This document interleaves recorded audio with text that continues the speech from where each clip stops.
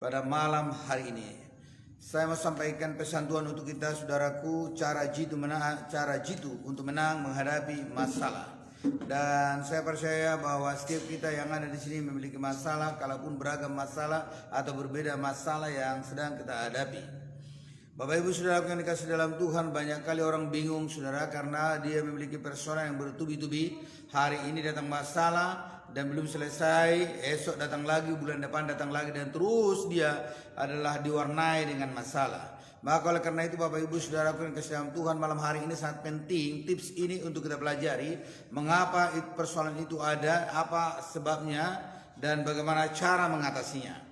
Nah, saudara yang dikasih dalam Tuhan, saya sampaikan dari firman, saya ambil dari firman Tuhan dari kitab Mazmur pasal 119 ayat 67 demikian. Sebelum aku tertindas, aku menyimpang, tetapi sekarang aku berpegang pada janjimu. Nah, Daud mengaku, Bapak Ibu Saudara sekalian, bahwa kehidupan dia sebelum saudaraku dia tertindas, dia menyimpang dari jalan Tuhan. Nah, rupanya ketika dia tertindas atau mengalami persoalan hidup, baru dia sadar bahwa dia hidup dalam dosa, bahwa ada kesalahan yang fatal yang dia lakukan. Nah, oleh karena itu kepada Bapak Ibu Saudara sekalian, saat ini saya mau katakan bahwa betapa pentingnya saya dan saudara mengintrospeksi diri ketika ada persoalan hidup. Itu sebabnya poin yang pertama, bagaimana cara jitu untuk menang menghadapi persoalan hidup adalah perlu mengintrospeksi diri. Perlu saudaraku yaitu merenungkan kenapa ini terjadi, apa sebabnya, apa yang membuat persoalan ini datang. Nah, Daud berkata bahwa dalam hidupnya sebelum saudaraku dikatakan dia tertindas, dia menyimpang. Nah, artinya bahwa masalah itu saudara-saudara sekalian menunjukkan dia bahwa dia sudah menyimpang. Di situ dia sadar. Nah, oleh karena itu mungkin saudara bertanya dalam hati, Bapak Ibu Saudara, mengapa ini terjadi? Tahun yang lalu seperti ini, sekarang seperti ini, dan belum ini selesai sudah ada lagi masalah, dan mungkin juga menunggu lagi masalah yang akan datang bagi Bapak Ibu Saudara. Hal yang pertama adalah penting kita mengintrospeksi diri, evaluasi. Kenapa ini? Apa penyebabnya? Seperti Daud, dia sadar bahwa dia berdosa atau bersalah. Nah, demikian juga saudara-saudara sekalian, suatu peristiwa dalam perjalanan bangsa Israel menuju negeri Kanaan. Setelah Joshua dapat menaklukkan Jericho dan mereka lagi berjalan terus dan akan melewati negeri Ai, apa yang terjadi saudara? Dalam peperangan itu mereka hampir kalah. Lalu Joshua mengumpulkan semua bangsa Israel. Mengapa hasil seperti ini? Dan ternyata ada orang Israel keturunan Yehuda. Dalam Joshua pasal 7 dicatat di sana saudara, ayat 1 sampai 26 ceritanya, si Akan mencuri jubah yang indah-indah. Dia mengambil itu, sebenarnya bukan mencuri karena mereka saudara sedang menjarah ya. Tapi ya ada peringatan dari Joshua tidak bisa mengambil.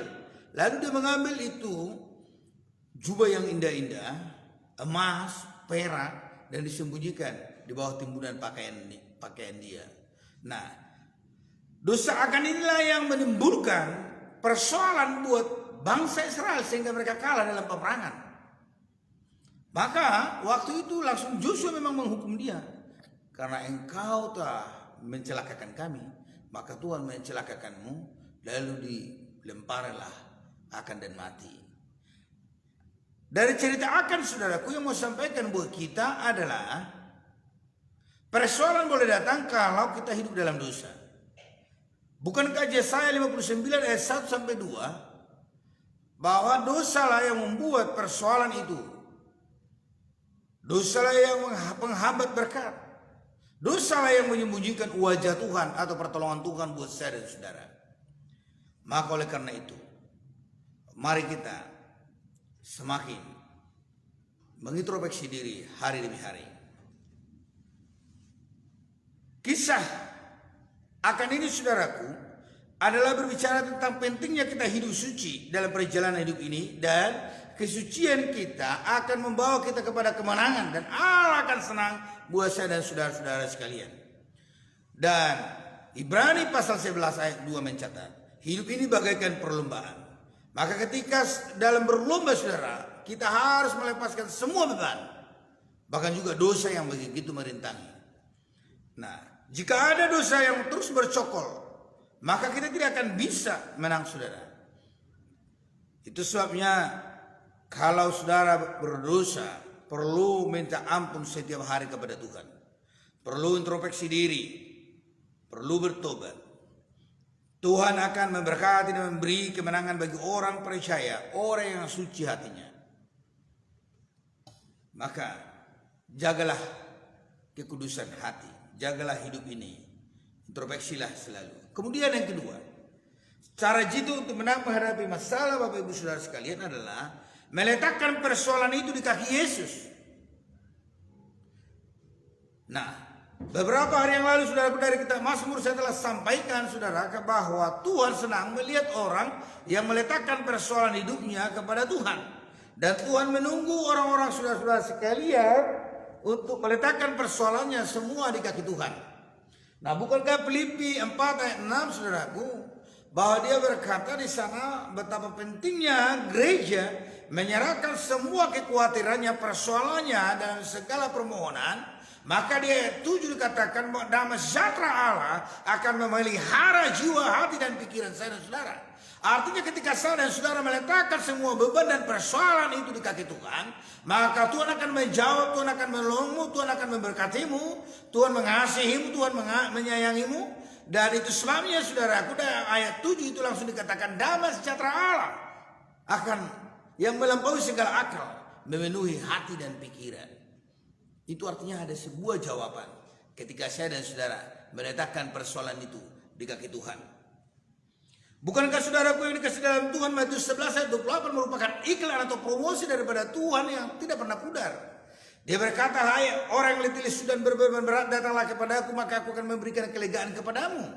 Itu artinya bahwa kita sebagai orang percaya yang percaya kepada Yesus sangatlah penting meletakkan semua persoalan di kaki Tuhan. Jadi kalau orang tidak mau meletakkan persoalannya di kaki Tuhan, sebenarnya itu adalah orang yang kurang bijaksana. Maka malam hari ini saya mengingatkan kita semua, supaya kita saudaraku mau meletakkan persoalan itu.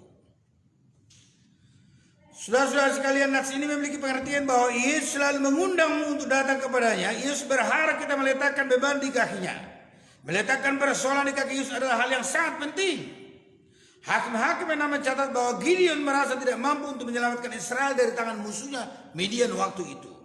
Namun saudaraku dikasih dalam Tuhan, di dalam pasal 7 ayat 1-11 kitab Hakim-hakim, bahwa Tuhan menunjukkan dirinya, bahwa Tuhan menunjuk dia menjadi panglima perang bagi mereka. Dan Gideon saudaraku menyerahkan persoalan itu kepada Tuhan. Lalu saudara, ketika banyak orang melamar menjadi tentara waktu itu, Tuhan menseleksi, nggak perlu puluhan ribu, 300 aja cukup. Nah saudara-saudara sekalian, ada suatu seleksi yang dilakukan oleh Tuhan bagi mereka. Artinya apa? Ketika Gideon meletakkan persoalan mereka yang akan menghadapi orang Midian yang begitu banyak datang saudaraku, dan mereka ketakutan, Allah turun tangan dan memberikan hikmat bagi dia, dan akhirnya dia keluar menjadi pemenang. Nah artinya Bapak Ibu Saudara yang dikasih dalam Tuhan, kita beruntung punya Allah yang luar biasa, yang selalu menawarkan buat saudara-saudara ketika mengalami persoalan hidup adalah meletakkan persoalan itu di kaki Tuhan. Karena dia memang adalah Allah yang baik, Allah yang begitu mencintai saya dan saudara-saudara sekalian, Allah yang melindungi, Allah yang memelihara saudaraku selama kita hidup Bapak Ibu Saudara. Nah inilah kebenaran firman Tuhan untuk kita semuanya. Maka milikilah cara jitu untuk menang menghadapi persoalan, yaitu mengintrospeksi diri setiap hari. Kenapa ini terjadi? Lalu bagaimana caranya? Kemudian meletakkan persoalan itu di kaki Tuhan. Mulai malam hari ini, persoalan apapun yang dihadapi oleh sedang jemaat Tuhan, letakkanlah di kaki Tuhan persoalan itu semua. Haleluya. Saya percaya saudaraku, bahwa mulai malam hari ini saudara akan menang mengalami dalam persoalan itu, dan saudara keluar menjadi pemenang karena Yesaya pasal 41 ayat 10 mencatat bahwa Allah senantiasa membawa kita kepada kemenangannya dengan tangan kanannya, dan kita keluar menjadi orang yang hebat, orang yang menang, orang yang sukses, dan semua persoalan selesai karena Allah kita adalah Allah yang besar. Haleluya. Dia sanggup, Yesus sanggup. Haleluya.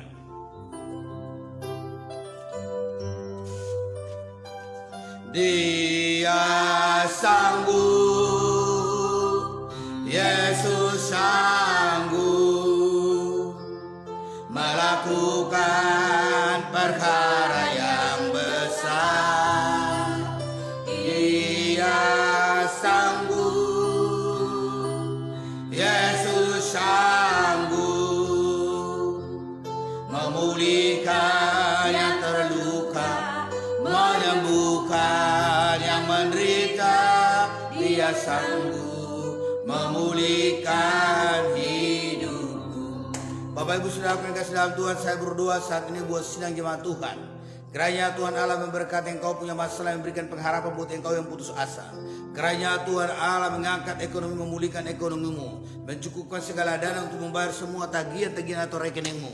Saya berdoa saat ini Allah Israel Jehovah Jireh itu menyediakan semua keperluanmu dan juga menyehatkan engkau yang sakit. Apapun penyakitmu, engkau disembuhkan oleh darah Yesus. Saya berdoa, diberkatilah makanan dan rotimu, diberkatilah makanan dan minumanmu, sebagaimana janji Tuhan. Engkau bukan lagi terkecil, namun Tuhan akan mengangkat engkau sebagaimana janji Tuhan. Engkau bukan lagi turun, tetapi semakin naik. Berkat Tuhan semakin melimpah dan sejahtera melimpah, bagaikan gelombang-gelombang laut yang tidak pernah berhenti, bagaikan sungai yang terus mengalir. Demikianlah kiranya engkau terima malam hari ini, karena Allah begitu mengasihi dan mencintai Bapak Ibu Saudara yang dikasih dalam Tuhan. Haleluya. Salam. Tuhan Yesus memberkati. Bapak Ibu Saudara yang dikasih dalam Tuhan, saya percaya Bapak Ibu Saudara telah diberkati oleh firman Tuhan, telah diberkati oleh Tuhan. Olehnya kami memohon supaya Bapak Ibu Saudaraku membagikan video ini di beranda FB Saudara, di IG, di cerita, ataupun di grup-grup lainnya. Ketika Bapak Ibu Saudara membagikannya, maka sahabat-sahabat Saudara juga akan diberkati oleh Tuhan. Dan tentunya malam hari ini kita akan tidur nyenyak, dan Tuhan akan memberikan mimpi-mimpi yang indah. Dan jangan pernah lupa bangun di pagi hari. Shalom. Tuhan Yesus memberkati. Salam damai sejahtera. Anda dan saya adalah orang-orang yang diberkati oleh Tuhan. Haleluya. Puji Tuhan.